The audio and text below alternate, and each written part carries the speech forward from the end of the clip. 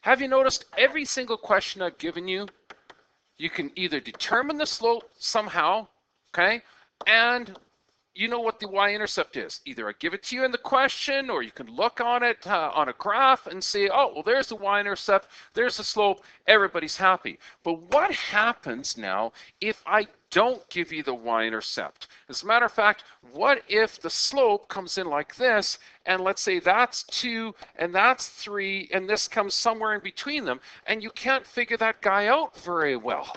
What do? Well, that's when you use this formula right here. It's called the slope point form.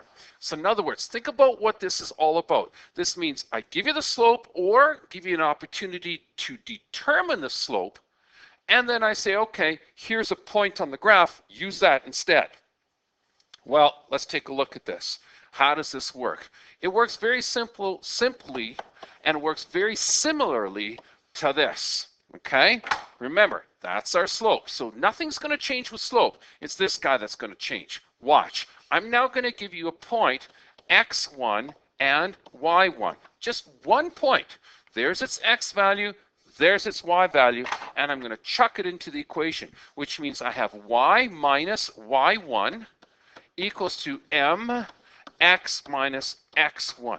Now, what does this mean? Where do I get this from? Well, you know what? Come see me after class and I'll show you exactly where this comes from. And you're probably saying to yourself, well, do I have to memorize this? No. It's on your formula sheet. But let me show you something which is really, really cool. This is how it works. Check this out. Look how this question says, using the given information, write an equation in the slope point form. So I'm not making this into y equals mx plus b, at least not yet. We're going to get there in a couple of questions. But for now, we're just going to write it up to here, and then we're going to see what happens. So here we go. Watch. This passes through the year. There's your point. There's your x1, y1. There's your point. And has a slope of 3. Remember the formula. The formula says y minus y1 equals mx minus x1. Bada boom.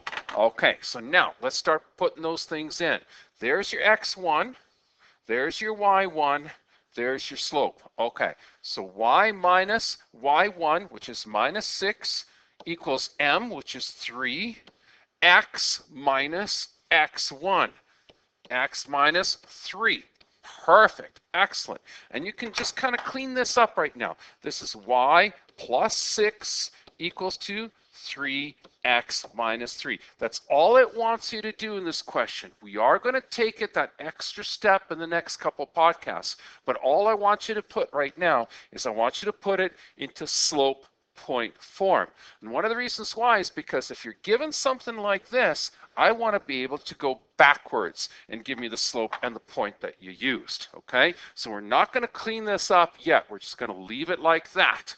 All right, so let's go to the next question. And the next question, oops, looks like this. Okay, here we go. Ready? Passes through this point and has a slope of this.